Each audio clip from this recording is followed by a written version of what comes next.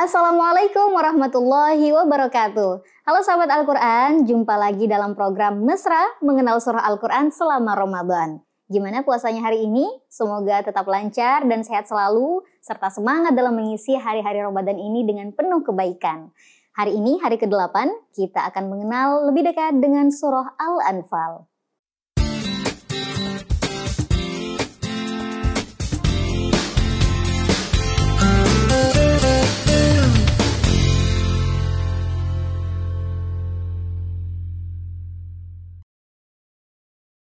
Surah Al-Anfal adalah nama surah ke-8 dalam susunan mushaf Al-Quran.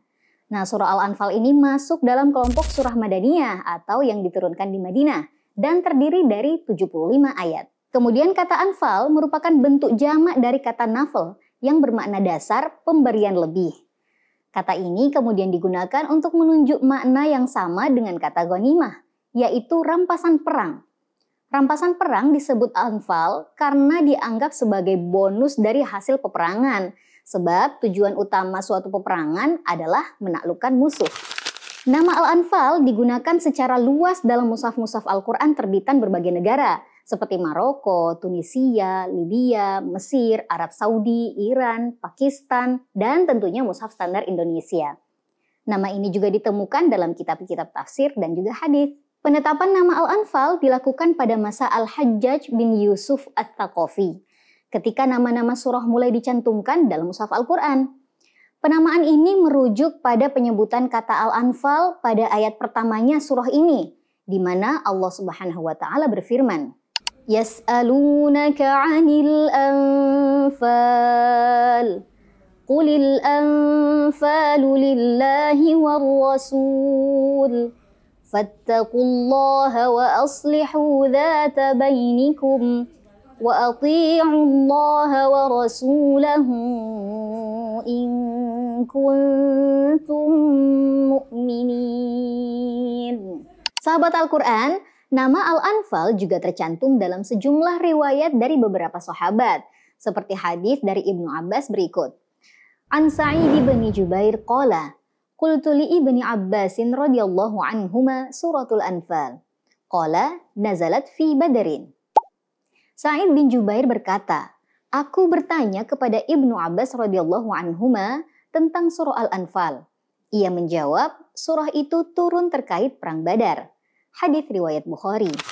Sejumlah riwayat tabi'in juga mengonfirmasi penamaan surah ini dengan Al-Anfal. Misalnya riwayat Abu Ubaid dan Ad-Dani dari Ali bin Abi Thalhah, terus Al-Baihaqi dari Ikrimah dan Al-Hasan Al-Basri, Al-Harith Al-Muhasibi, Ibnu Al-Ambari dan juga Ad-Dani. Kemudian selain membahas tentang ghanimah, kandungan dalam surah ini juga membahas hukum-hukum perang dan jihad di jalan Allah dengan latar belakang perang Badar tadi.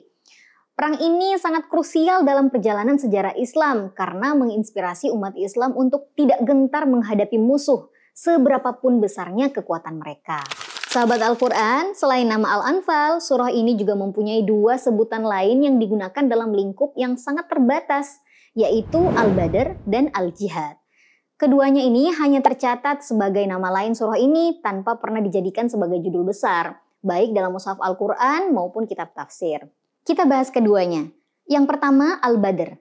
Di antara ulama yang menyebut nama surah ini dengan Al-Badr adalah Al-Fairuz Zabadi. Penyebutannya dengan Al-Badr dikaitkan dengan turunnya surah ini dengan peristiwa Perang Badar pada tahun 2 Hijriah. Kemudian nama Al-Badr tercatat disebutkan oleh Ibnu Abbas dalam riwayat Muslim berikut. An Sa'id bin Jubair qala, Qultu li ibni Abbas suratul Anfal. Qala, Tilka suratu Badri. Sa'id bin Jubair berkata, aku bertanya kepada Ibnu Abbas tentang surah Al-Anfal. Dia menjawab, itu adalah surah Badar. Kemudian yang kedua, Al-Jihad. Nama ini didapat dari keterangan Al-Biqai. Nama Al-Jihad dikaitkan dengan kandungan surah ini yang sebagian besarnya membahas syariat dan juga hukum-hukum jihad. Namun, tidak ada riwayat yang mendasari penamaan ini. Sahabat Al-Quran, demikianlah pembahasan kita pada hari ke-8 ini mengenai surah Al-Anfal. Insya Allah kita lanjutkan esok hari dengan pembahasan surah At-Taubah. Sampai jumpa lagi dalam satu hari mengenal satu surah, satu langkah lebih dekat dengan Al-Quran. Wassalamualaikum warahmatullahi wabarakatuh.